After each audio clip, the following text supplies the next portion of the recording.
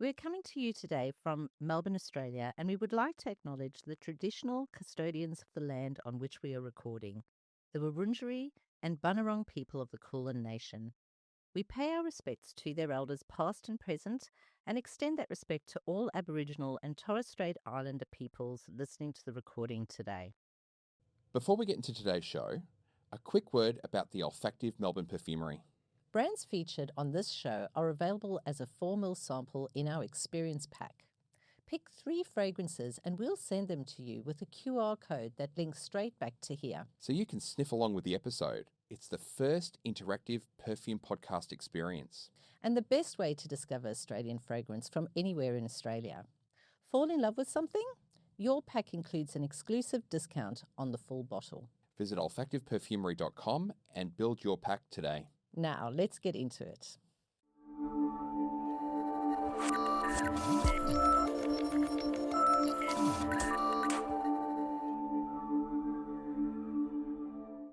Hello and welcome to another episode of Olfactive Melbourne. I'm your co-host, Trent Stokes. And I'm Robin Stokes. Tonight we're here in the studio and we have something a little bit different. It's halfway through season 2, and so tonight we are doing the mid-season wrap-up. So Trent, here we are once again. Can you believe how quickly this has gone? Yeah, not this time. It has absolutely flown by. It feels like we shot episode 1 of season 2 only yesterday. Yeah, but we've had such an amazing time. Just like last season, we have had such a pleasure meeting so many amazing perfumers and founders. Absolutely. We've had some incredibly unique brands and some even more unique personalities on the show this season. Yeah, that's definitely been one of the themes that we've noticed going through the episodes, is the theme of diversity in terms of, the backgrounds of the different individual guests that we've had on the show and how that inspires them in their creativity and in their process of making perfumes. Absolutely. I think the show is very much representative of Australian culture. Australian culture is very diverse. It's a bit of a multicultural melting pot, to be honest. And, so is the perfume community. And what we've noticed on the show is we've invited our various guests who are either first, second, third generation Australians.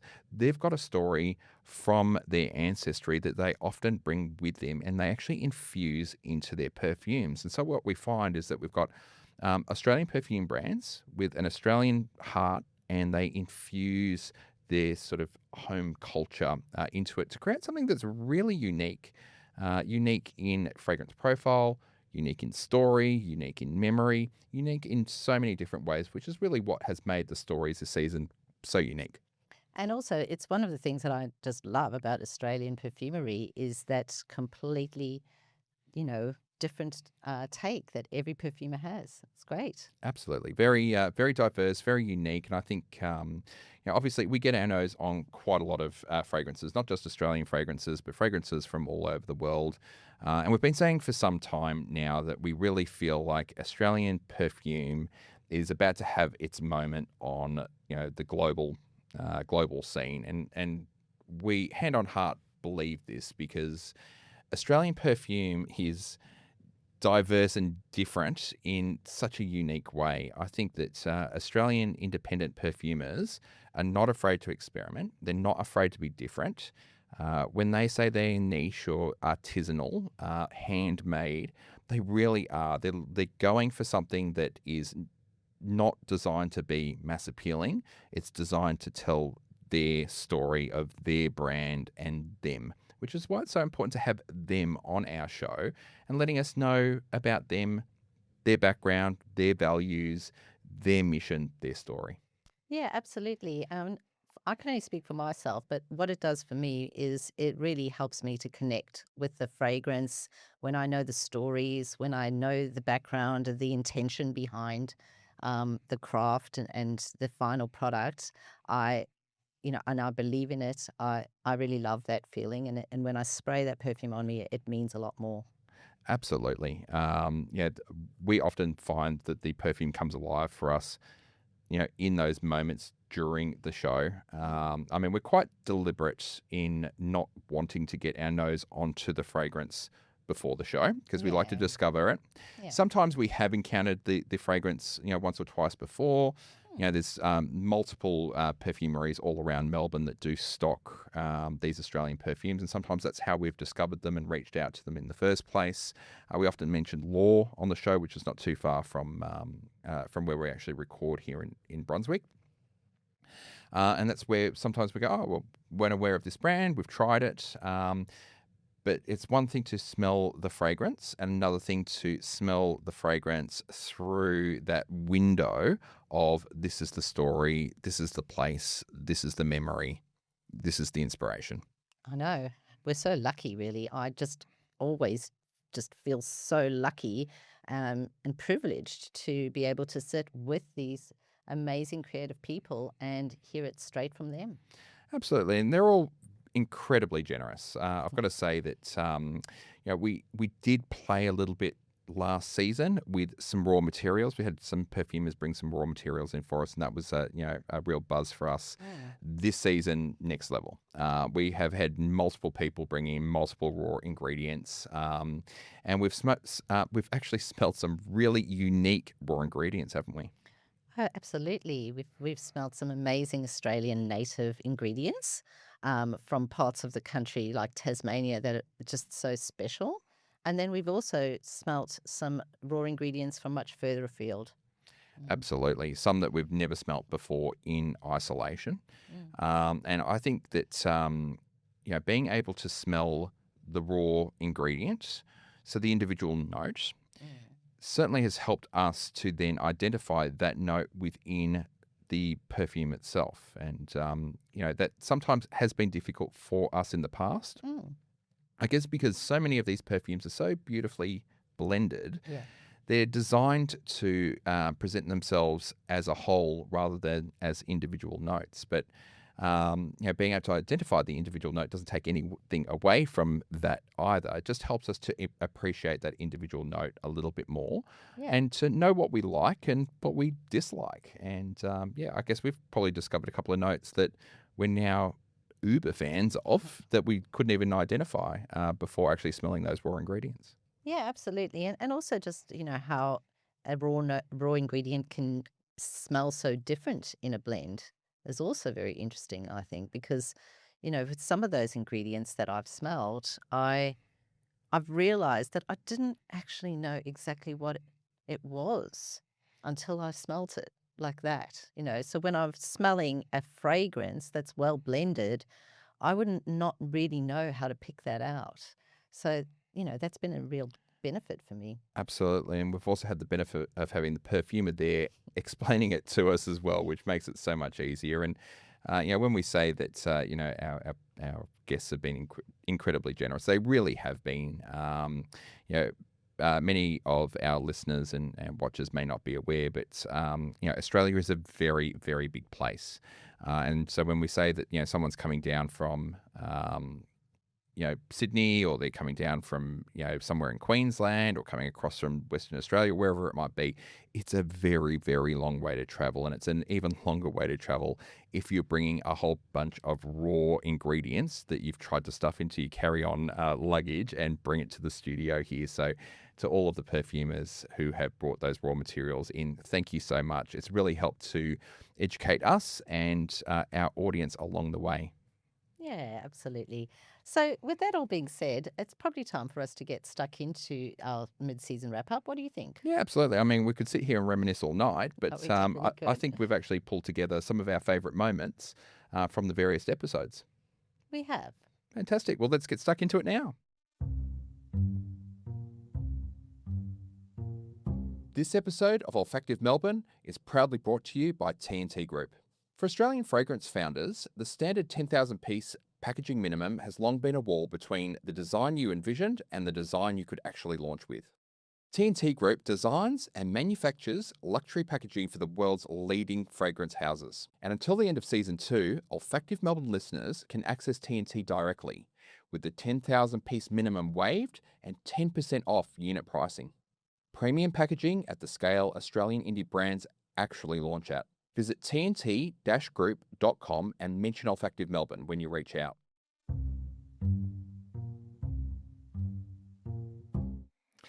Juliette Fournier and Richard Adamson are the creative partnership behind Heart and Hetty, a contemporary Australian house based in Sydney, built around storytelling and place. The masterclass fragrance was Coastal Fever, a finalist at the Asia Perfume Awards. We learned that the name carries heart and head, emotion and memory.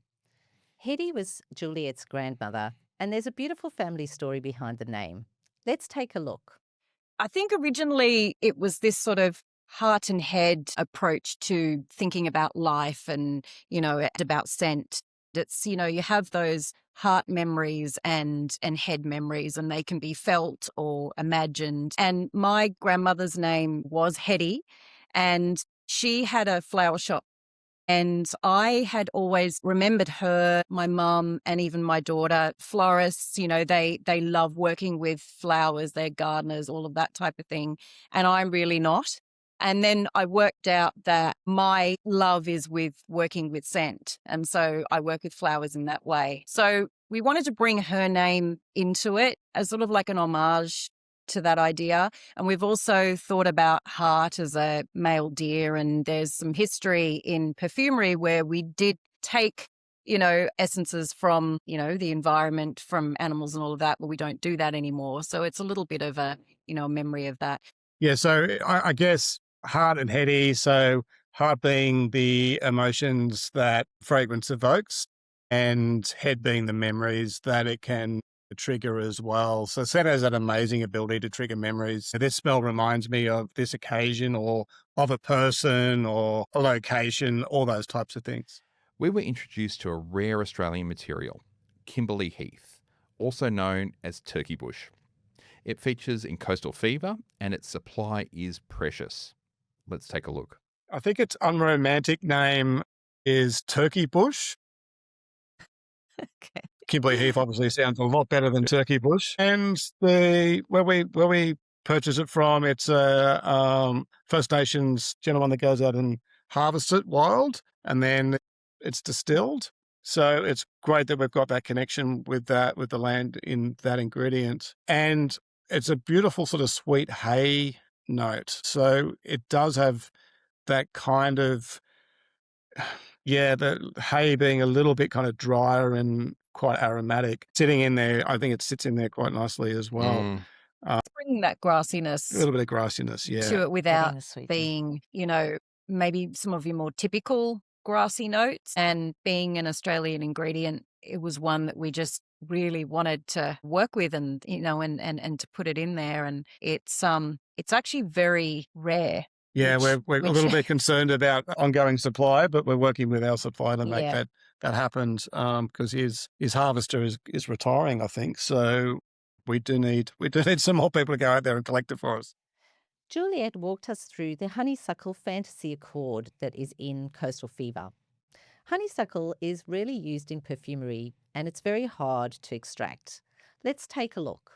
Yeah, so there's a honeysuckle. I guess it's almost a fantasy accord there that we created. So the story around where we were at the time was we were on this kind of rocky outcrop looking at fossils, and we had this very mineral experience where we were with the rocks and the water and all of that. And as we were heading back, I remember just grabbing Rich and just going, whatever that is right there, we need to capture that.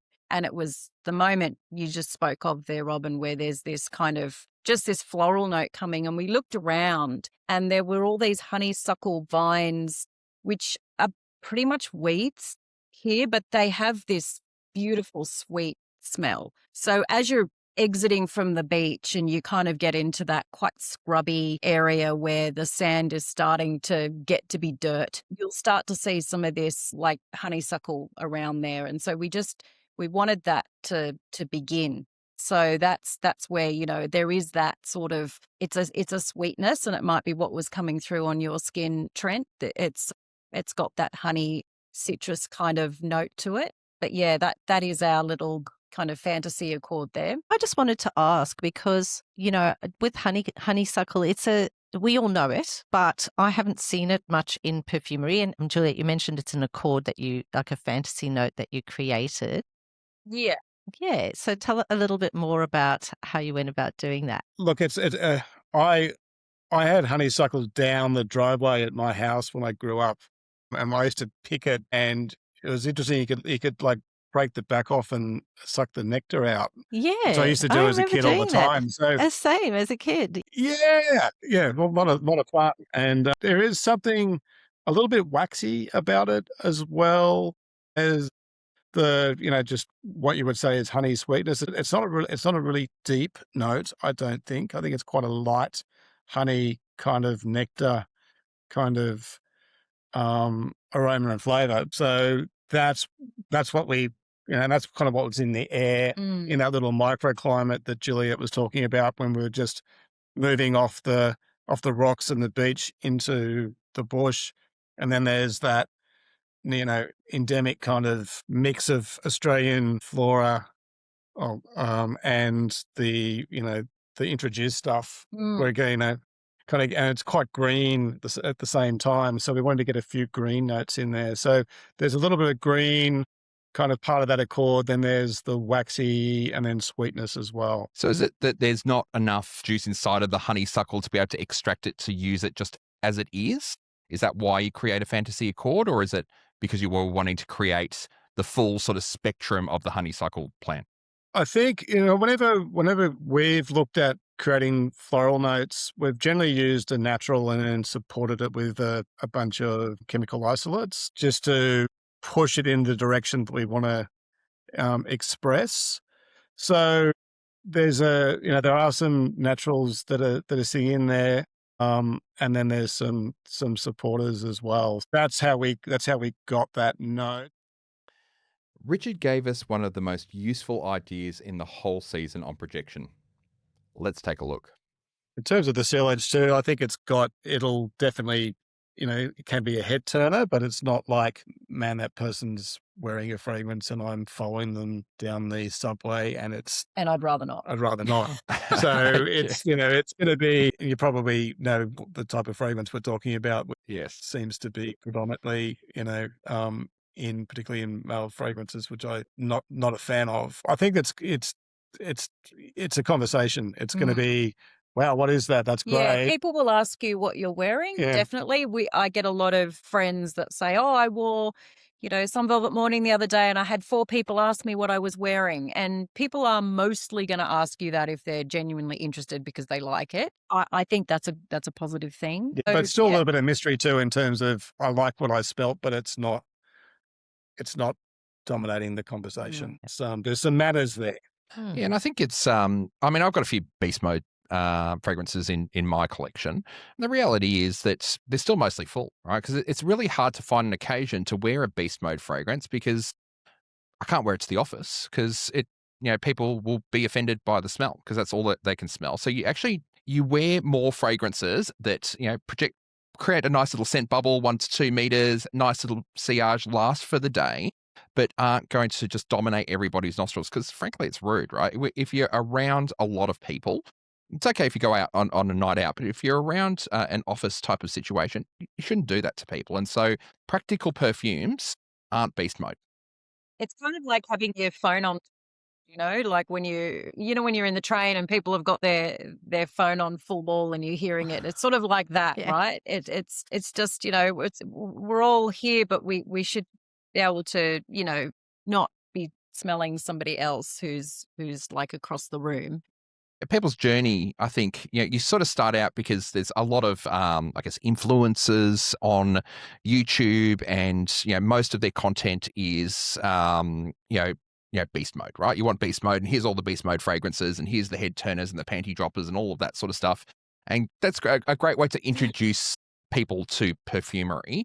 But I think as your journey matures, you tend to gravitate towards fragrances that aren't beast mode, but that have good performance. And those are the ones that you will reach for every day, and you won't really think about it and you'll wear it.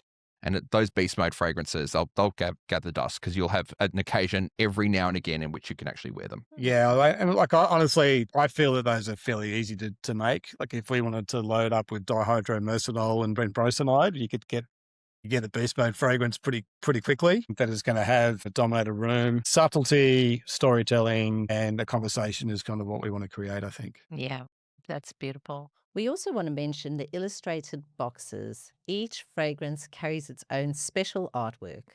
Let's take a look. You might have noticed with the packaging that each fragrance has its own illustration.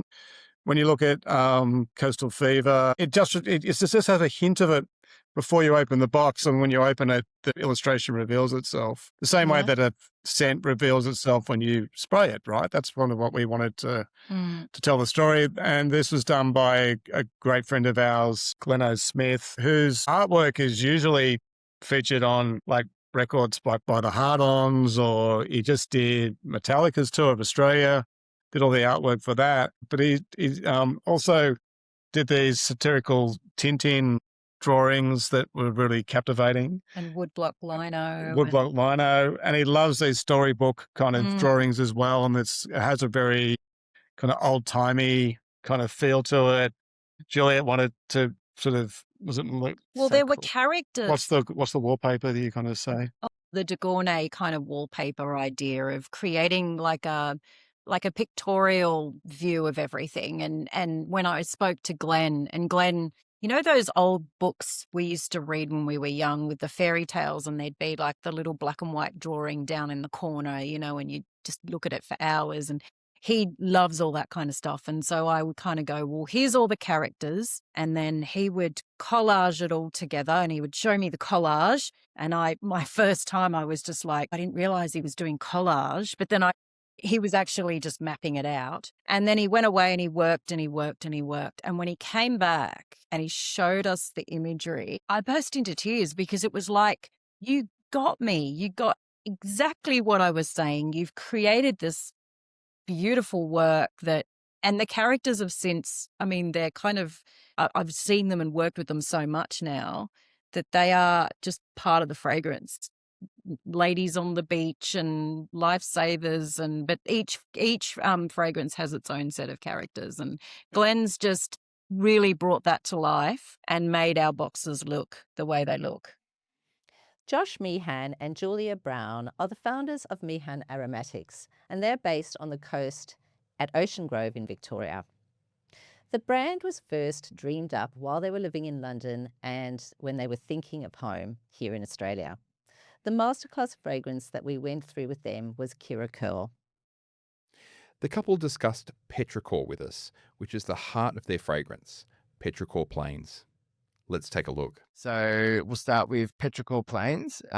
And if people who don't know what petrichor, the actual word, was created by the CSIRO in Australia about 10 years ago. And we thought what a fitting way to use it in our name. Basically, petrichor is to represent the smell of rain. That's what the word petrichor means. Petrichor was this petrichor, because petrichor can be anywhere you are. It could be in a city or in the countryside. So this certain petrichor, especially Julia, grew up in the countryside and I grew up in the mountains. Petrichor it's been a really hot, humid summer's day, and especially in the country, and then you just get this. You can smell the rain before it hits. And that is actually, that's the smell. Not actually the smell when the rain's hit. It's the smell just pre, and it hits, and that's when it basically everything around you just comes to life. So that's where the petrichor can be a different smell depending where you are, because it depends on like what's in the soil, what's in the concrete, everything. But that, I think everyone's had their experience of that smell, and it's something just really beautiful about that smell and very grounding. And that's where that comes from. One of the things that we loved about the Meehan Aromatics brand was their focus on giving back. Take a listen. Now means all of our customers who are based in Australia can go onto our website, and at the checkout, they can select one of 3 charities that we donate to. So we have one focused on women in the Pacific. So it's a social enterprise that helps to create jobs, rehouse women from whether it's domestic violence or who have like low literacy and haven't been able to find a job. We were also partnering with Seabind for about over a year. we'll most likely go back to them as well. But again, they're an organisation that help clean the waterways in Australia. We swapped from waterways to wildlife. We just thought, okay, well, we need environment. So we focused on waterways for a while. So then we swapped to a wildlife organisation. And then we've also got mental health, so Beyond Blue. So it's a really great way. So we do change what we give back, but at the moment it's just $1 for every transaction. But depending on events throughout the calendar, sometimes we increase it to 10%, sometimes it goes to 5% Yeah, per order. like if it's mental health day. Yeah, so we do like doubling. We might do $5 wherever it's our fault. Yeah, so we change it depending on the ebbs and flows of our business, but we'll always consistently give something back. A favourite moment for both of us was Julia sharing a powerful story from her time in London neuro hospitals.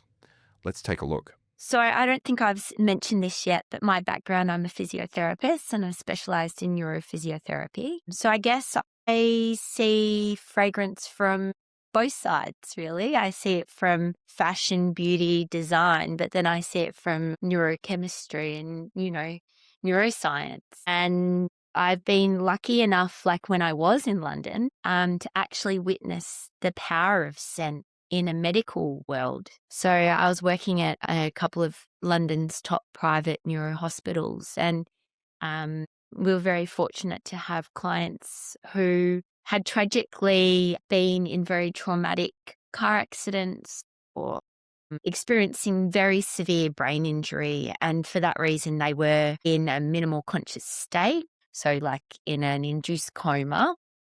And then physio, speech therapy, occupational therapy, we would work together and we would do assessments regularly, every day, assessing their arousal state, memory, emotion, movement, facial twitching, recognition, eye opening. And actually, one of the key ways we did that was through everyday scent. So think of exposure to coffee, toothpaste, their jumper, their pet's blanket, their diary, because the olfactory system, it's linked to our limbic system and it bypasses, sorry to go into all the neuroanatomy, but it bypasses the thalamus. It actually, so, when you smell the scent, it goes into your olfactory bulb in your brain, and then that goes into your limbic system, which is like your hippocampus, your amygdala, your hypothalamus, and they're the areas that are connected to our memory and our emotion. So I guess I saw the power of scent from that perspective, from the medical world. And yes, I've always loved wearing perfume and maybe I just wore it for more fashion. But then I actually saw the power of it and it was incredible. While explaining the inspiration of Kira Curl, Julia talked to us about the importance of surf culture to Australian culture and just how important it is to protect our precious oceans. Yeah, so I guess it's Australian summertime right now. And we thought, why not hero Kira Curl? Because it really holds such a deep part in our hearts. It's a fragrance that represents the Australian coastline, especially surf culture and what that brings to Australians. The ocean is such a powerful, raw place. Like even yesterday, I joined all these surfers at Torquay. We paddled out. It was a protest to help prevent offshore mining that the government's trying to pass in Victorian waterways. And I think like the more we can put eyes and noses and ears on, the ocean, the better, it is for the future of like the marine life. We want our children to be able to grow up and really enjoy what we had as well. So this is just a really stunning fragrance. It's very abstract. Kim is the perfumer behind Kaleido, a house that is based in the Yarra Valley here in Victoria and whose name was drawn from the kaleidoscope. The masterclass that we had was on a fragrance called Bareback. Kim gave us insight into the perfumer who stays in the shadow. Let's take a look. As you know, some perfumers works based on ideas that they have themselves. Sometimes they work on what we call hero ingredients, when I started the debut, which is D3 that you guys are looking at, I told who is Saskia, who is now our company director, I told her that it actually would be much better if you come forward and you tell me, make these perfume based on these stories. Because Kaleido as a brand is a standalone identity. And I don't want people to start associating the identity of Kaleido with my style, because then eventually it's become my thing. Yep. But it has never been my thing. I am in the shadow. I'm creating the scent from the stories that I was given, which make the whole dynamic of the team so much better because everyone has a say in the process. She also took us inside the story behind Bareback and how the fragrance came to life. Let's take a look. So the story behind Bareback is Saskia wanted to make, because she was a horse girl, she wanted to make a perfume that celebrates the feeling of riding horse bareback. And it's so much more than just the visual of riding the horse and being with the horse. It's about the connection, the emotional and physical connection you have with the horse. And that's the backstory. And the funny thing is, not the funny thing, I would say, the foreign thing for me is I grew up in a country where we don't ride horses. We have them for agricultural purposes. So to me, it was quite challenging. But at the same time, it was also very intriguing. So I thought to myself, I can imagine how it would feel like riding a horse bareback, but I don't have that connection, you know? So I talked to another person in my team who is the founder, and he's actually arranged a meeting for me with an actual horse. So we went to a barn, and that barn was built specifically for only one horse because it was a very expensive and I would say, I don't know how to explain this, but like a very purebred one that was brought over to Melbourne all the way from a European country that I now have forgotten the name. And the barn was made only for that horse, and the horse name was King. So I went there, and then I went inside the barn, and then I got to go inside where the hall was. And it was a massive hall that was over 2 meters tall. Wow. It was a ginormous creature right in front of me. And I remember how I feel being in the presence of the king, which also was the inspiration of why I chose certain materials that we are going to talk about later. And then I got to collect some materials inside the barn with me and kind of feel them at home, smell them, and combine that experience with my emotional reaction to meeting the horse. And that's how Bareback came to life. One standout was Kim's perspective on gender and fragrance and the freedom to wear what you love. Let's take a look. In terms of the Kaleido brand, what's the philosophy around gender?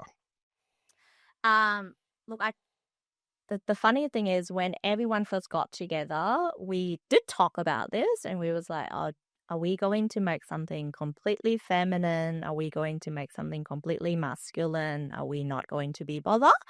And I said to everyone that there has to be something for someone. So when you release a debut, if you make 3 or 5 perfume that no one can associate themselves with, then you can't be received because no one see themselves wearing the perfume and become part of their identity.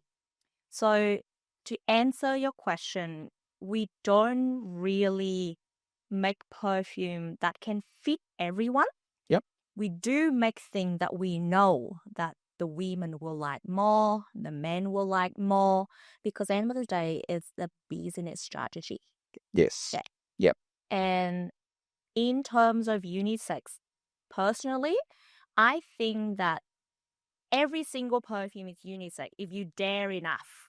Hilary Schofield is the founder of Luminous Perfumes, a deeply Tasmanian house based in Hobart. The masterclass fragrance was Thamnic. Hilary passed around Huon pine shavings in the studio.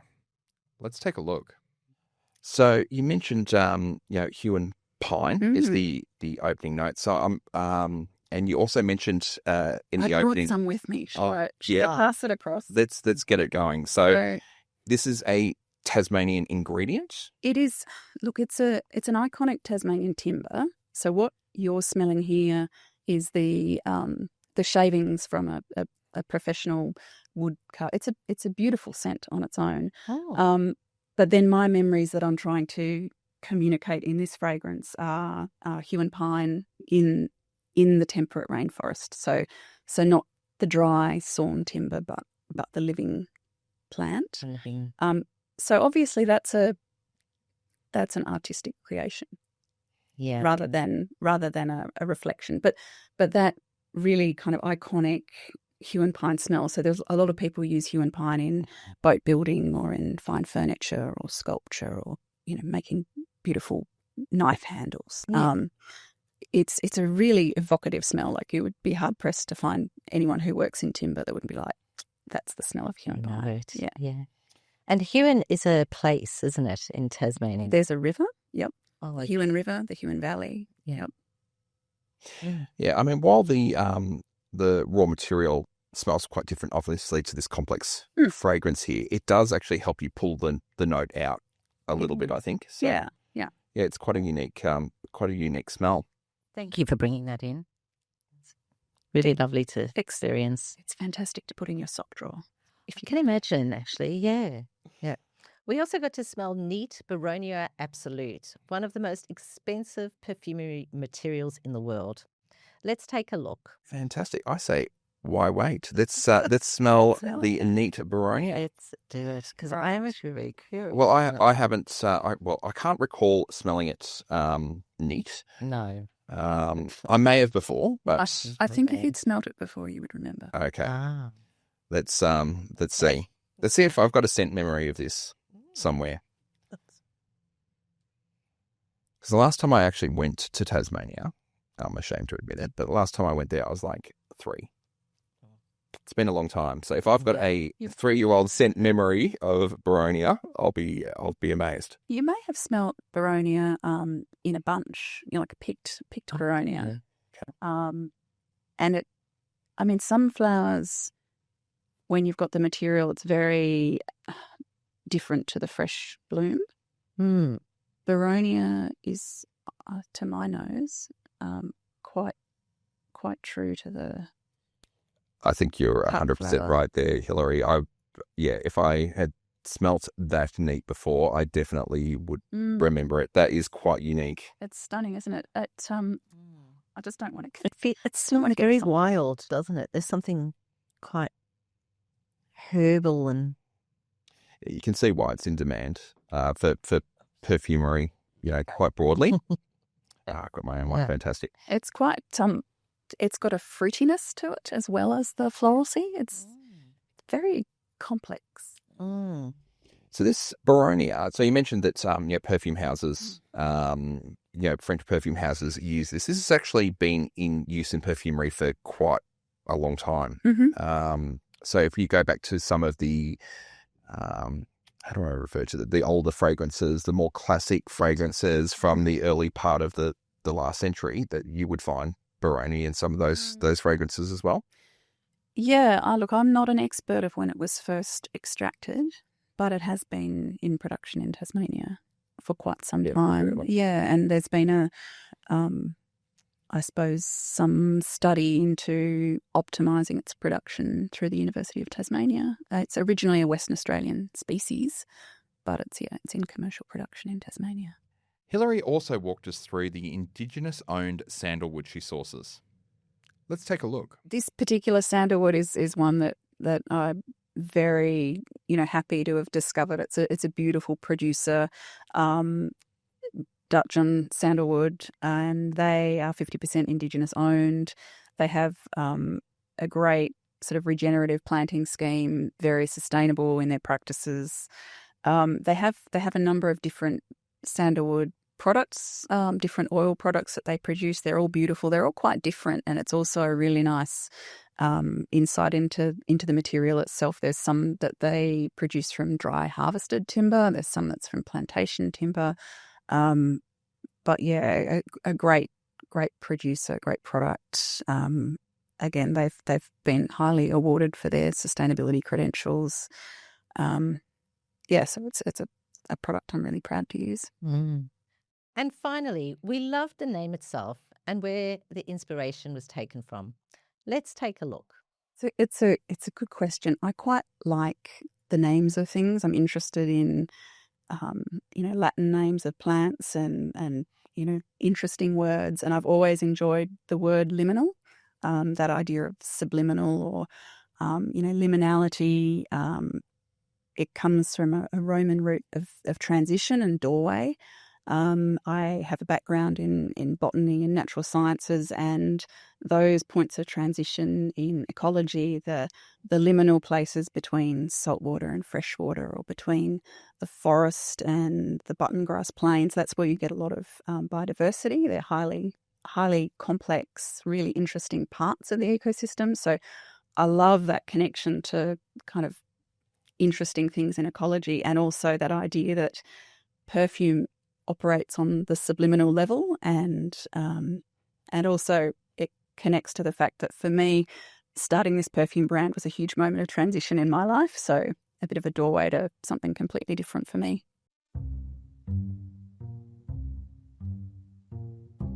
This edition of Olfactive Melbourne is proudly sponsored by Silver Australia. Silver Australia design and shape their jewellery in their studio in Melbourne, and they're pleased to offer Olfactive Melbourne customers 20% off when you use the code MASA20.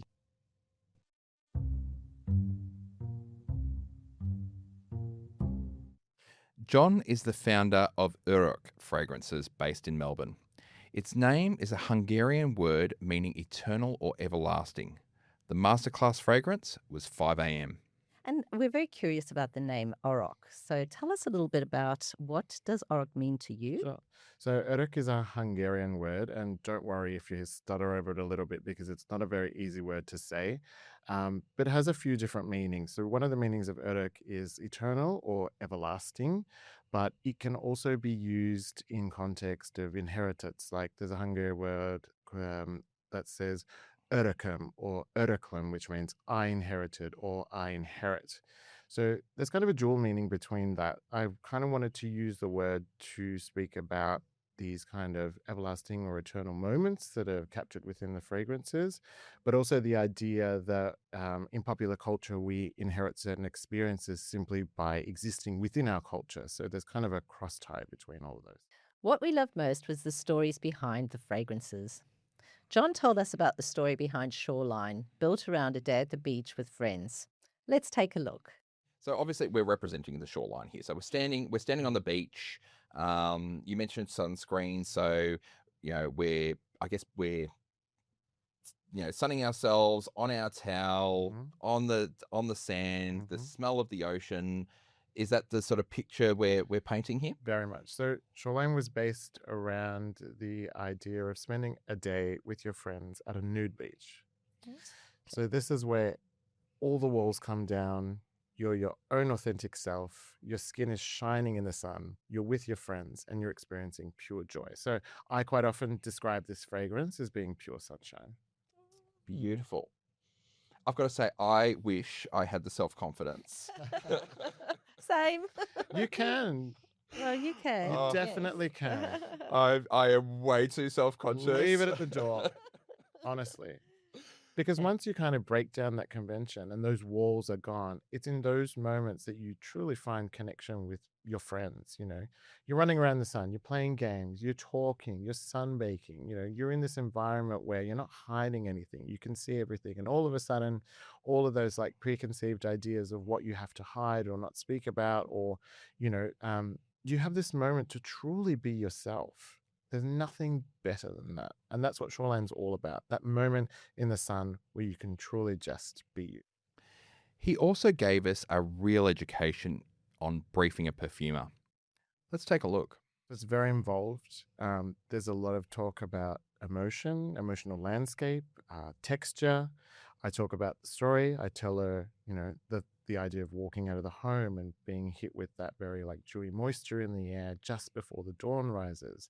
There's a lot of feeling involved. There's a lot of imagery as well. So I'll send her like between 20 to 100 photos of just different images that kind of convey this idea. Because it's so abstract, there's no kind of set formula to create this. So it's really a lot about trust too. And I think because of the way that we kind of hit it off and we engaged with each other, we created a lot of trust between each other, which meant that I was able to trust her to take all the information that I was giving her and create something that matched the vision. And in most cases, she almost instantly hit it off straight away. A favourite moment for both of us was Vapor Bloom. Seriously, one of the most unique and unexpected scents that we have tried all season, and the science fiction story or idea that John built it around. Let's take a look. So Vapor Bloom came about with this idea that I wanted to create a fragrance that's very much based on my love of science fiction. So this is like a little bit of a love letter to sci-fi, but it still ties in with the overall theme. We're talking about post-humanism here. We're talking about the idea that we're slowly heading towards a future where our bodies will become more mechanical, perhaps less human-made. And then what does that mean for gender? What does that mean for the binary? Where does the queer community sit? What stories will we tell if we lose gender?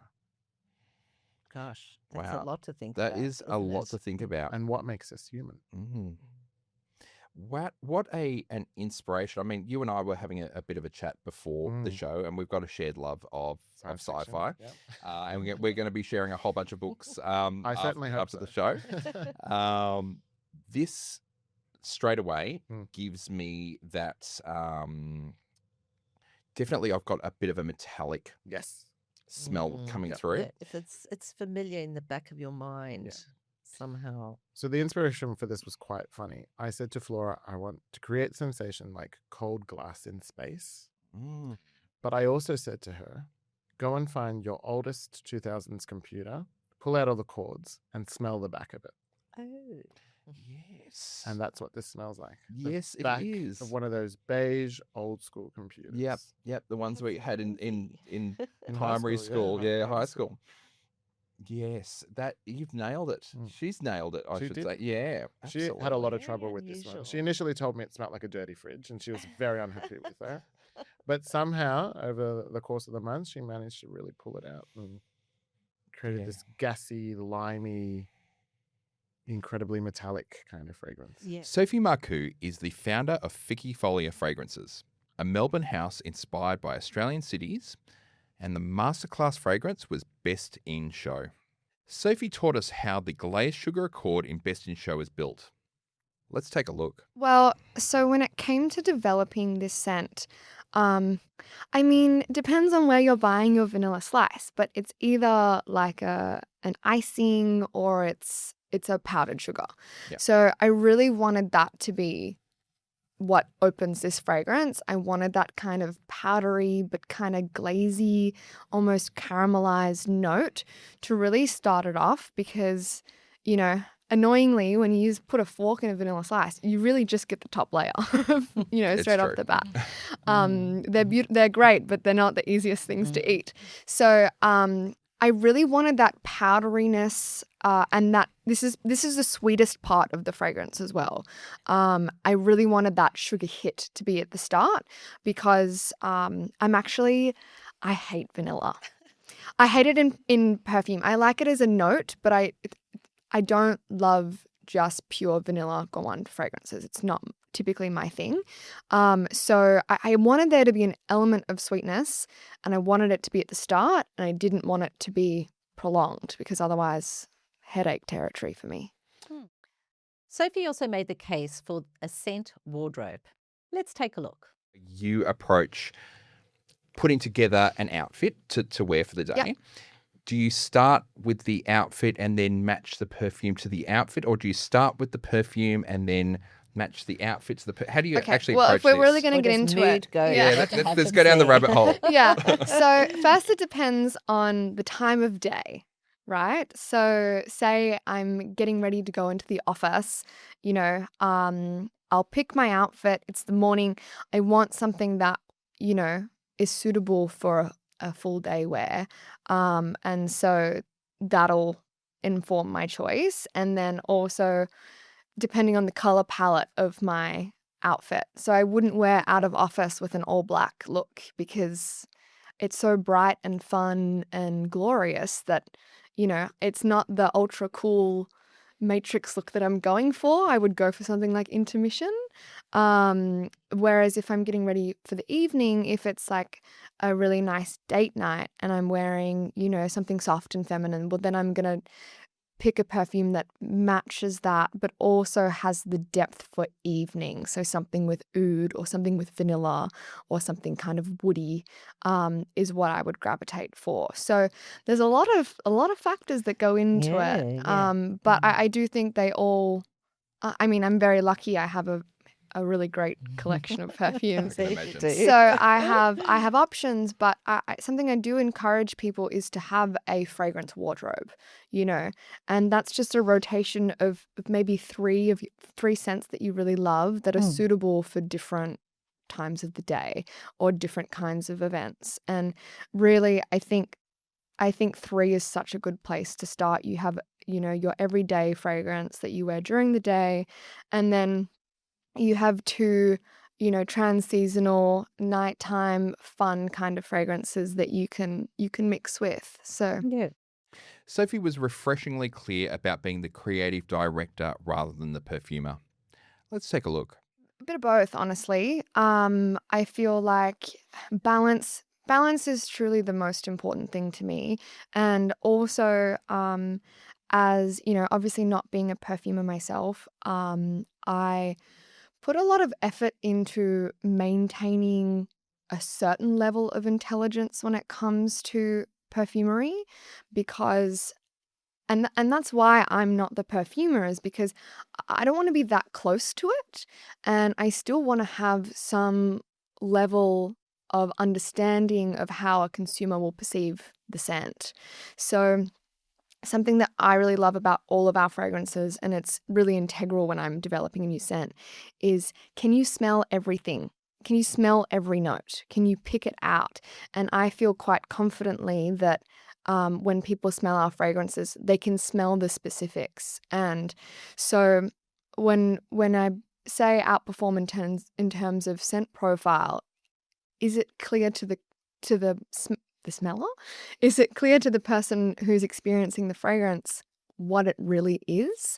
So that was really important to me, and I felt that was true.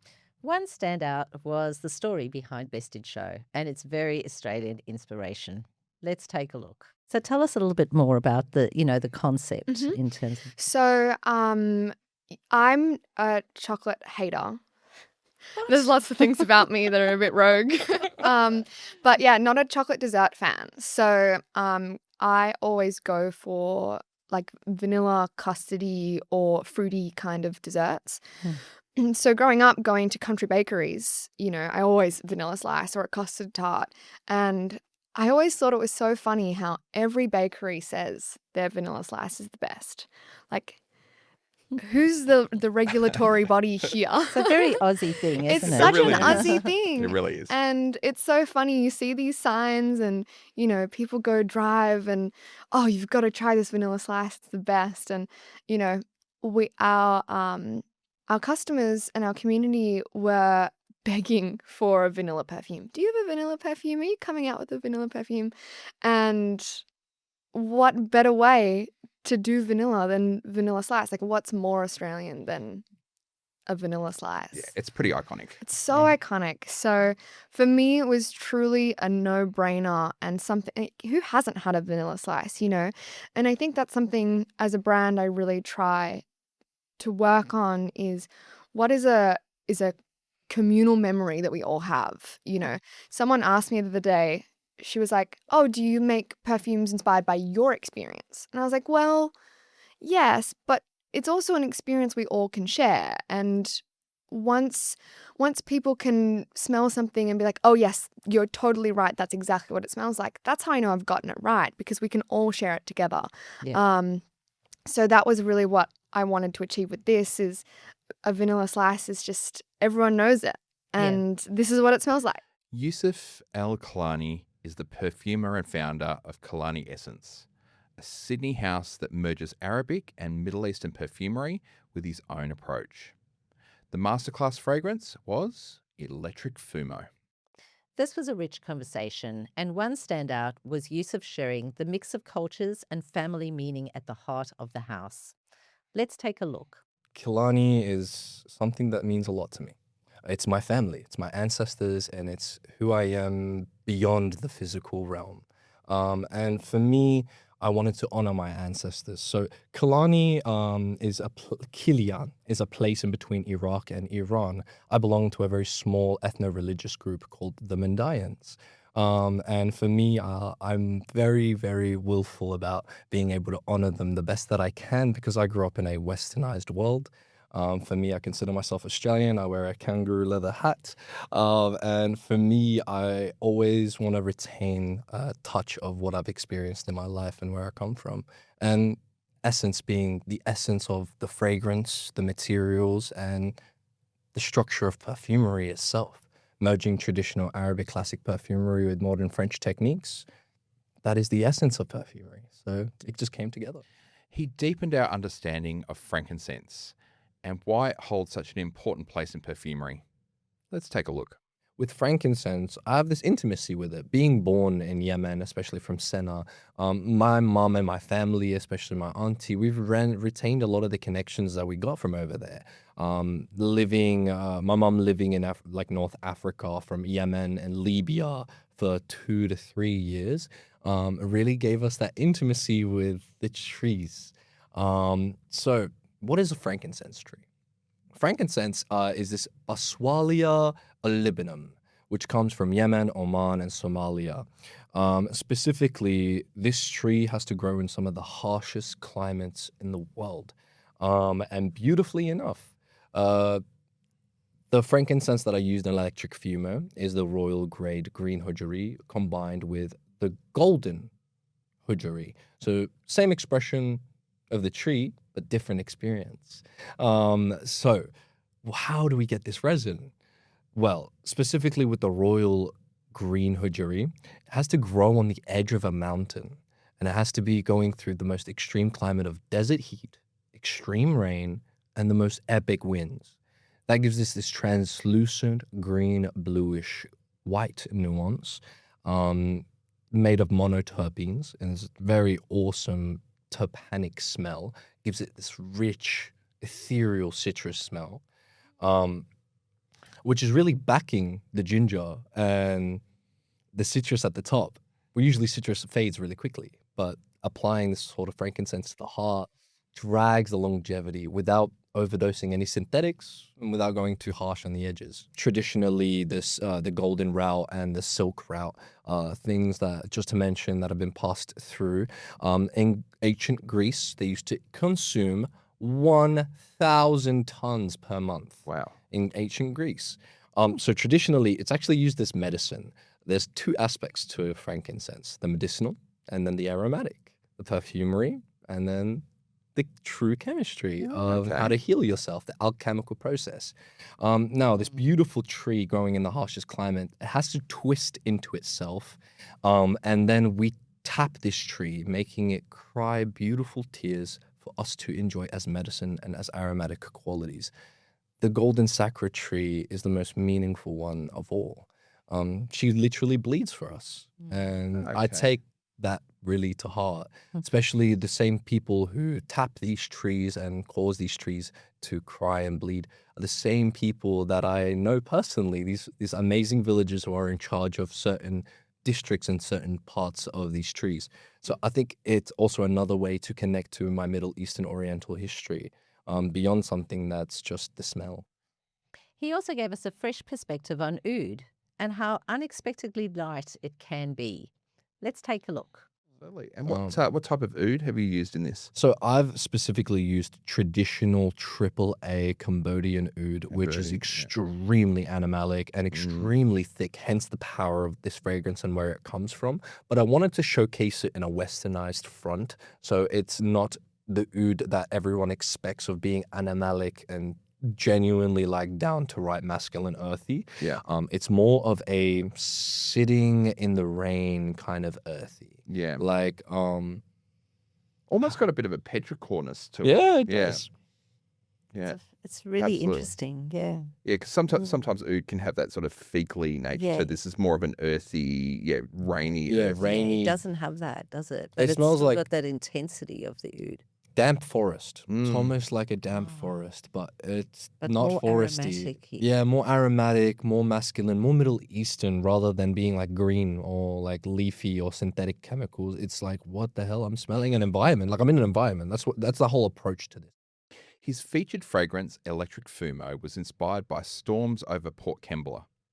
Let's take a look. Once again, me creating Electric Fumo, the whole identity of Electric Fumo is lightning hitting a seashell and me trying to capture nature at its most violent and beautiful. Especially being from the area that I'm from, Port Kembla specifically, we get these amazing storms, and I love to spend time on the beach, on the rocks, with my brother, living it, just loving the lightning hitting the clouds. So for me to put this together, it's lightning hitting the seashell, and that's where we get to the mid now. And a favourite moment for both of us was the way that Yusuf described the perfume pyramid. Let's take a look. We've mentioned how perfumery is a part of the perfume triangle. I like to look at it more as like a pine tree, where basically you got these very individual nuances. Every branch has an extreme level of accord, right? So each note is broken down into many, many pieces, just like how a tree would have a branch with many, many leaves. But beautifully enough, I also create how nature creates. When you look at a tree, it has many leaves, but they look the same, but they're all unique. They're all individual. And that's the way that I create fragrance, the same way nature creates us. Louis Calment is the founder of Maison Le Garçon, a former French resident now based in Bondi, Sydney. The masterclass fragrance was Bois de Chêne. Louis opened up by sharing the personal story behind Maison Le Garçon and how closely the house reflects him. Let's take a look. So, Maison Le Garçon means the house of the young man. The young man is me. My mom and dad always called me Le Garçon. My mom had a hair salon called Filles et Garçons. So yeah, as an only child and the unique son, I had to call the brand Le Garçon. So it's a very personal. Everything about this brand is personal. It's related to family, memories, and yeah, very much so. Louis was open about the fact that he works with perfumers rather than formulating alone. Let's take a look. Something that I think it's pretty good. And then I take it to my perfumer with the formulation that I've done, with the materials that I've got access to, and the brief, and my story. And then with my perfumer, Nick and Kylie from the Blue Mountains, which I thank a lot for working with me, then we revisit and they finesse it for me.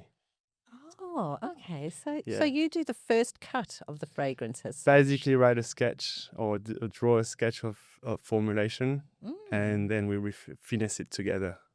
Isn't that fascinating? Because we have, I guess, all types of perfume house business owners on the show, from those who are creative directors and simply, I shouldn't say simply, because it's It's its own, yeah. yeah, it's own thing, but they build the idea It's a of the fragrance. vision, It's a yes. vision. So they might put together a vision board or communicate to their perfumer that I'm wanting to capture the smell of this empty perfume box or this empty cigar box or whatever it might be. Music, and they Or- use all kinds of this place. things.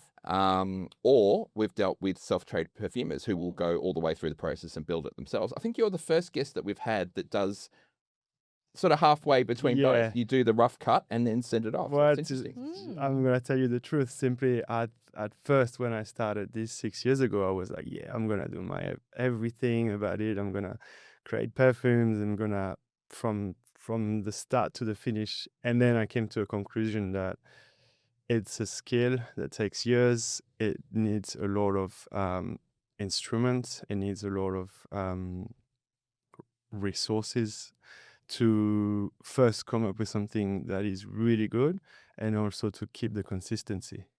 We also love the winemaker's sun thread. Let's take a look at how this has shaped the way that Louis thinks about scent. So I grew up in a small town called Limoux, close to another small town called Carcassonne, which some people might know, in Languedoc-Roussillon, about 2 hours north of Barcelona, across the border. Okay. Okay. Wine country. My dad is a winemaker. That also had an influence on me, my father's business.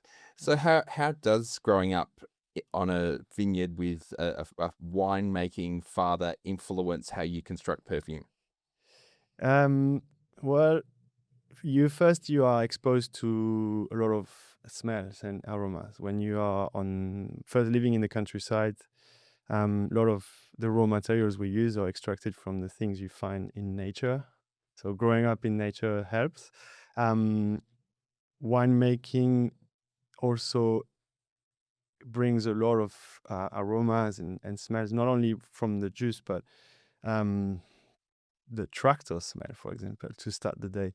The tractor smell, when you walk through the vineyards, you've got a lot of, that's something we'll talk into later with Razès. The Razès is basically it's named after my father's vineyard. So it's got a bit of story. So a lot of smells, a lot of different materials, different also influence. I got influenced by the composition of wine. My dad is not a winemaker, he's a grower.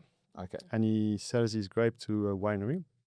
But he's taken me with him all my life to work in the vineyard when we were picking. I was just jumping in the trailer with all the grapes and then just playing with grapes to back to the chai where you mature the wine in the barrels. So when you walk into those rooms, your senses are is very high. Like you smell so many very strong smells, especially when you're a kid.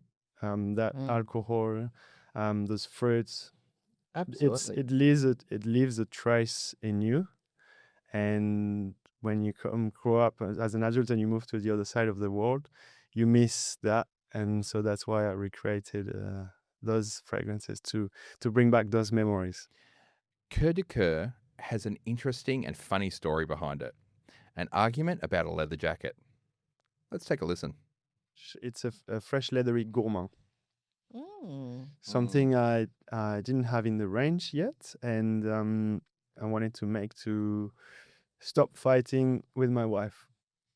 Okay. Over this leather jacket. So yeah, we about a year and a half ago we were about to go out for dinner or some drinks, and I put on this really cool leather jacket that she's got. So my wife works in fashion, and she's in charge of my entire your wardrobe. Yeah. So we share a lot of clothes. She works in fashion, and she likes oversized clothes. So I often pick some of hers. Anyway, this night I was walking through the door with that jacket, and she's like, "Wait, where are you going?"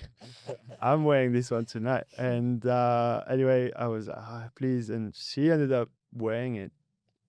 But I already had sprayed altitude on. Anyway, we're in the Uber and we are talking about it. And she's like, "Can you please, I love your business, your fragrances and everything. It's really cool. But I smell like a dude now." And so she's like, "Okay, when you wear this jacket, can you please not wear anything but not the really masculine one?" Yeah. And I was like, "Why don't I make one that we both like?" and one that Great can idea. really linger on that jacket for a while. So Mm. Yeah. this scent is made to linger on leather. It's not, when I say it's a cuir de coeur, cuir in French means leather, and coeur means heart. So it's more of a leather of heart or leather of love. So it's not really a leather. It is a slight leather, but it's Mhm. more of a leather to go on leather. Yep. Okay. It's That- it's that very makes sense. interesting, yes, because it doesn't have that intense leather smell, that sometimes maybe some people are uncomfortable to wear, or it's just a lot to wear. It's a much more subtle hint of it somehow. Yeah, So it I was think it's whatever else is blended in there. yeah, on the strip for me, it was a bit more cherry forward. Yeah. On the skin, far more balance with the leather, the cherry. I mean, even getting. I think you mentioned chestnut. Chestnut. Yeah, you'll get a little bit of nut. You'll get some nuttiness coming through That's- in maybe 10, 15 minutes. When that bergamot disappear a bit, you'll have the chestnut coming through. Yeah, I'm getting that nuttiness already Nuttiness, coming through yes. on my skin. I guess because I do run it a little bit hot as well. So yeah, I think you've achieved. So you've gone from having a formulation that was a little bit more masculine leaning to you've just sort of balanced this out to a really nice unisex fragrance now, Yeah. so that it can be worn by you Absolutely. and your wife. Absolutely. What a great resolution. Fantastic. And so would you describe this as a bit of a date night sort of smell? How would you? Yes, Yeah. definitely. Mm. It's still fresh to me, so it can be worn all day, Yeah. but I will wear it on a date night. Yeah. Mm. Yeah. It's also very it's got a strong sillage, this one. Oh, It's okay. the idea was so it could linger on that jacket for a long time, and then you can. And so she stops complaining. She's like, okay, this is something I like. Yeah, it works. It works Yeah, for me now. yeah. Fantastic. So we Yeah. can both pick up this jacket and appreciate the scent that's on it. This show is proudly sponsored by Watchvault, Australia's premier destination for luxury and vintage timepieces. Every watch is trusted, verified, and ready for its next chapter. Visit watchvault.com.au to discover your next timeless investment.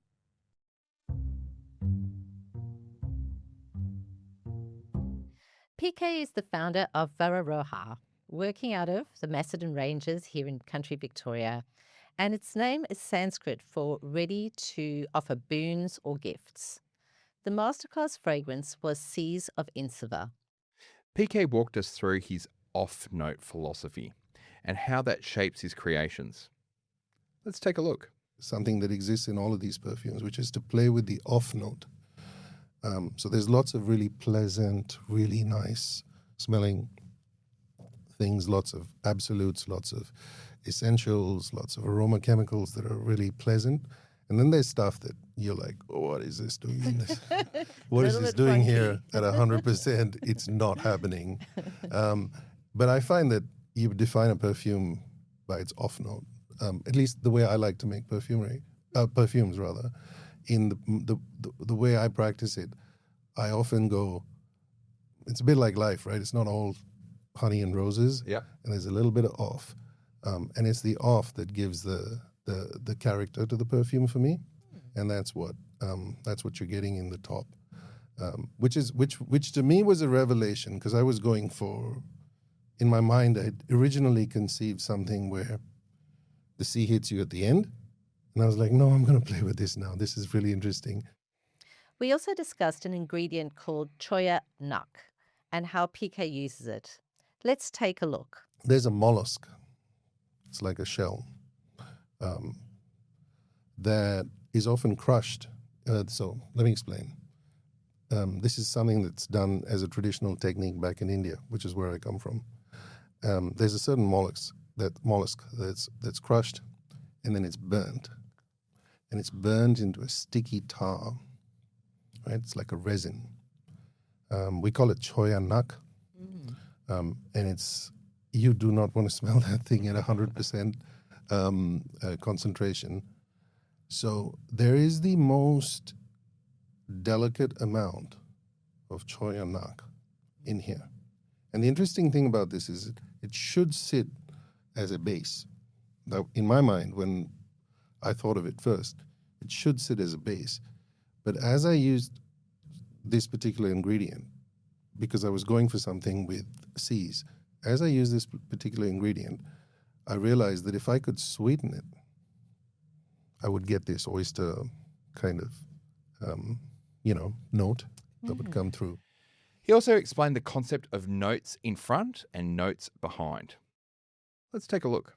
An interesting thing to do if you're ever kind of fooling around making your own perfumes.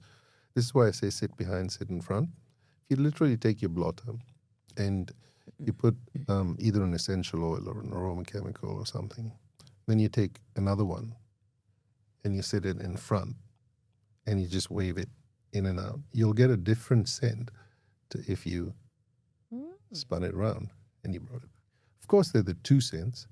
I do them sometimes with 12, 15 ones because I'm building in my own way a certain kind of scent memory or something that I'm chasing.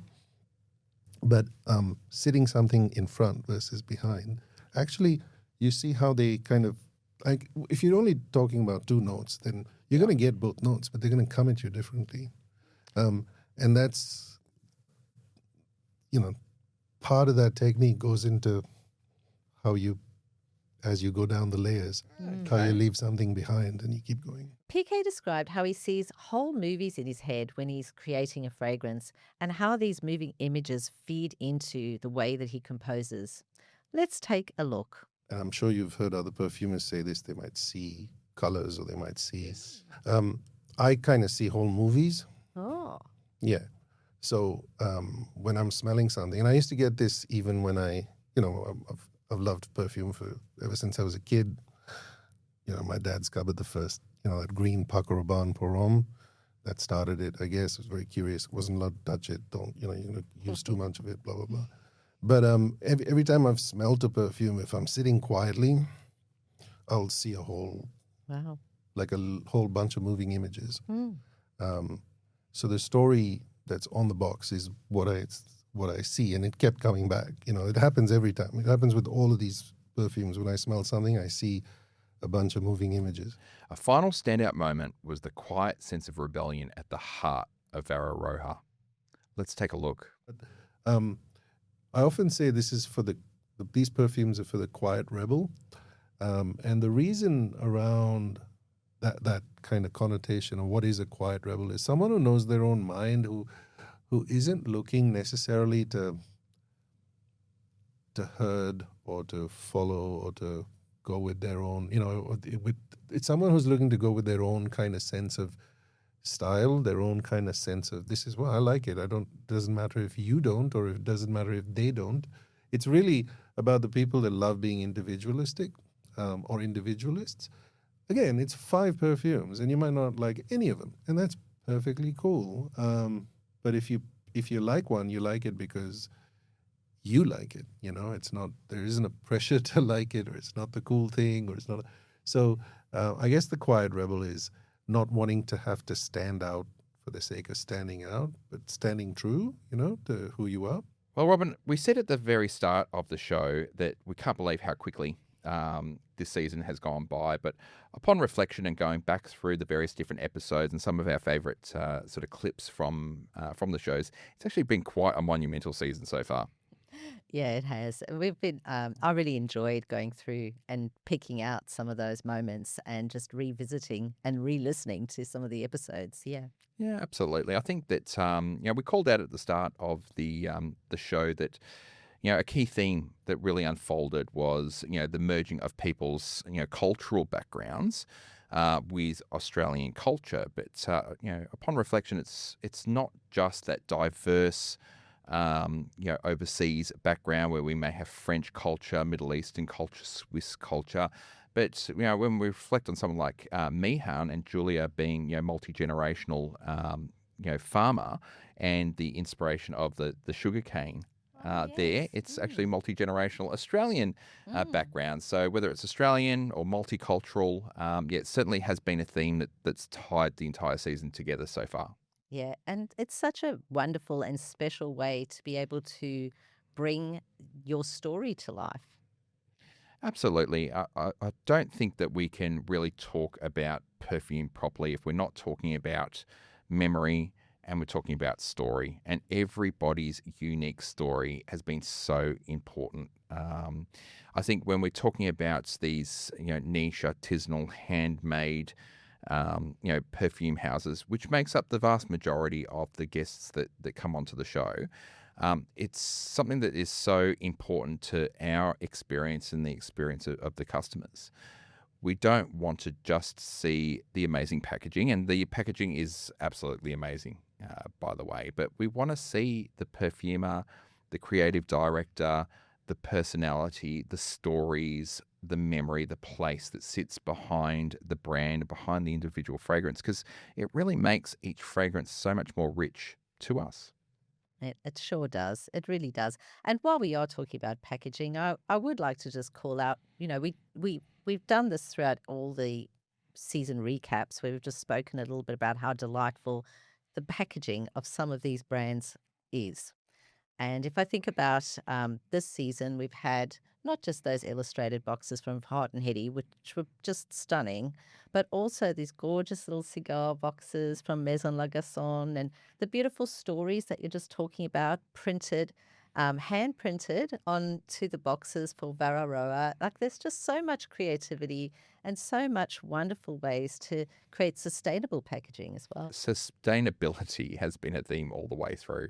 Everybody is really quite conscientious of the impact that they're having on the environment, but that's not to say that they create, cheap recyclable material.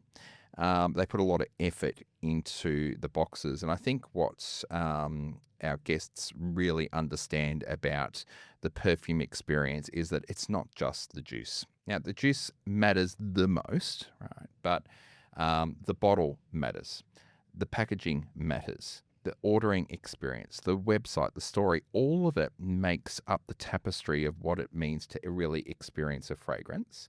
And I think I've said a couple of times over the last couple of seasons is that, when I, pay a decent sum of money for a perfume, I want the full experience. I want the unboxing experience. I want it to feel a little bit special. And when it's not, I feel a little bit disappointed. And it's something that Australian perfumery just does so well. I think actually better than many of the brands across the world.